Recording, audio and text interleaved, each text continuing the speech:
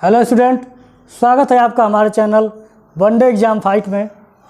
हम लोग जो है संविधान पढ़ रहे हैं पॉलिटी, और पॉलिटी के अंतर्गत जो है 1919 के संविधान के जो भारत शासन अधिनियम है उसको हम लोग जो है पढ़ चुके हैं विस्तार से। उसी कड़ी में हम लोग आज जो है बहुत ही महत्वपूर्ण टॉपिक पढ़ेंगे, साइमन आयोग। साइमन आयोग क्यों गठन हुआ और ये क्या कमेटी थी, इसके बारे में हम लोग जो है विस्तार से पढ़ेंगे, क्योंकि ये एग्ज़ाम में जो है छोटा सा टॉपिक है लेकिन बहुत ही महत्वपूर्ण टॉपिक है, अक्सर जो है पूछ लेता है। तो 1919 का जो भारत शासन अधिनियम हम लोग पढ़ चुके हैं, उसी के बाद जस्ट ये टॉपिक आता है साइमन आयोग। साइमन आयोग 1927, यानी कि साइमन आयोग जो है एक कमेटी है जिसका गठन हुआ है 1927 में। तो इसका भारत शासन अधिनियम 1919 से किस प्रकार संबंध है उसको हम लोग यहाँ से देखेंगे। जो भी छात्र हमारा पिछला वीडियो देखे होंगे कि भारत शासन अधिनियम 1919, उसमें एक पॉइंट आता है कि वैधानिक आयोग का गठन किया जाएगा और 10 वर्षों के बाद जो है एक कमेटी होगी जो भारत के कार्यों को समीक्षा करने के लिए जो है भारत आएगी और उनकी नीतियों को जो है समीक्षा करने के लिए भारत आएगी। तो ये 1919 में जो है भारत शासन अधिनियम के अंतर्गत ये टॉपिक था और एक वैधानिक आयोग गठन करने की प्रावधान था उसमें 10 वर्ष बाद। लेकिन किन्हीं कारणों से यहाँ पर देखा जाए कि 1919 के भारत शासन अधिनियम के 10 वर्ष बाद 1929 में जो है साइमन आयोग का गठन होना चाहिए था, लेकिन अंग्रेज़ों ने किसी कारण से जो है इसको 1927 में, यानी कि 2 वर्ष पहले ही जो है एक कमेटी का गठन करके और उसको भारत जो है भेज दिया। और भारत के जो है जो नए संविधान भारत में जो बनाया गया था 1919, उसके जो है कार्यों की समीक्षा करने के लिए। तो इसका जो है बहुत विरोध हुआ भारतीयों के द्वारा, और क्यों विरोध किया गया एग्ज़ाम में बहुत बार पूछा हुआ है। तो इसका क्यों विरोध किया गया था उसको हम लोग विस्तार से देखेंगे। तो यहाँ पर आप देख रहे हैं जैसा कि 1927 में जो है साइमन आयोग का गठन हुआ है। तो एग्ज़ाम में पहले तो सबसे पहले आपसे यही पूछ लेता है कि साइमन आयोग का गठन जो है किस सन में हुआ था। तो 1927 में। ये बहुत ही इम्पॉर्टेंट है, एग्ज़ाम में कई बार पूछा हुआ है। तो यहाँ पर हम लोग देखेंगे ब्रिटिश सरकार ने 1927 में ही समय से 2 वर्ष पहले नए संविधान में भारत की स्थिति का पता लगाने के लिए सर जॉन साइमन के नेतृत्व में 7 सदस्यीय वैधानिक आयोग का गठन किया।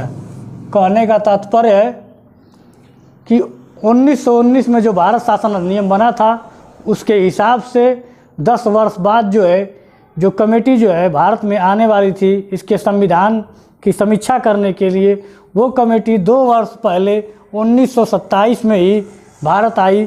और दूसरी बात, ये कमेटी जो है सर जॉन साइमन के नेतृत्व में जो है 7 सदस्यीय, इस कमेटी में जो है 7 सदस्य थे और 7 सदस्यीय वैधानिक आयोग का गठन किया गया था।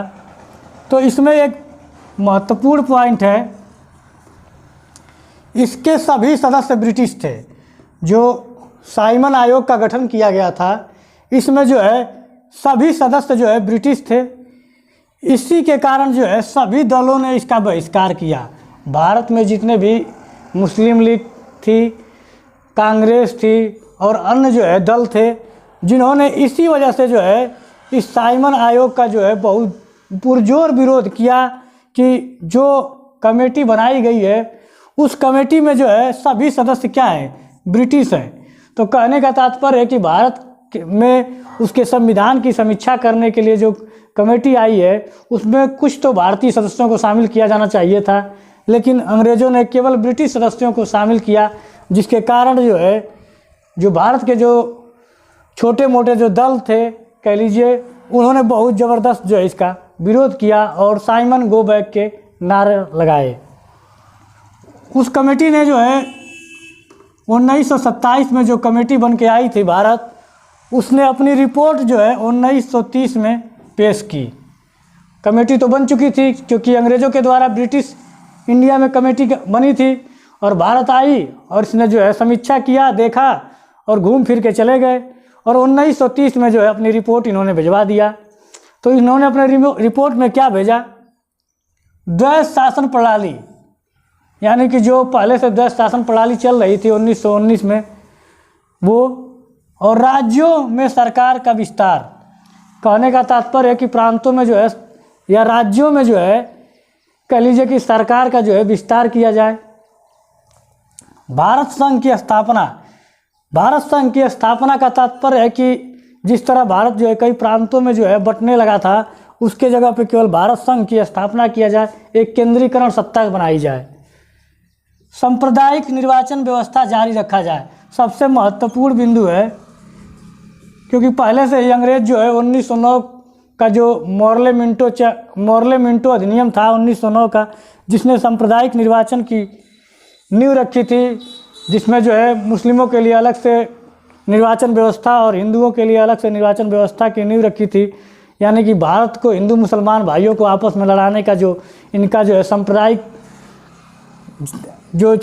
कह लीजिए कि जो है आपस में झगड़ा कराने का कार्य करने वाला जो इनका अधिनियम था, उसी तरह जो है सांप्रदायिक निर्वाचन व्यवस्था जारी रखना चाहते थे कि जो है मुस्लिमों के लिए अलग से जो निर्वाचन व्यवस्था हो और हिंदुओं के लिए अलग से निर्वाचन व्यवस्था की जाए। तो उनमें कुछ ऐसे इनके जो रिपोर्ट थे, उन रिपोर्टों में जो इन्होंने भेजा था उसमें कई पॉइंट जो है भारतीयों को बिल्कुल पसंद नहीं आए। तो उसमें एक और ये इम्पॉर्टेंट पॉइंट था, जो सांप्रदायिक निर्वाचन की व्यवस्था जारी रखना चाहते थे। तो एग्ज़ाम में अक्सर पूछ लेता है कि साइमन आयोग का गठन किस सन में हुआ था, साइमन आयोग में कितने कमेटी में कितने सदस्य थे, साइमन आयोग का जो है भारतीयों ने क्यों विरोध किया। तो जो है इसके सभी सदस्य जो है ब्रिटिश थे और इसने अपनी रिपोर्ट कब दी? 1930 में। ये महत्वपूर्ण बिंदु है जो अक्सर साइमन आयोग से पूछता है। छोटा टॉपिक है लेकिन महत्वपूर्ण है, एग्ज़ाम में अक्सर जो है पूछ देता है।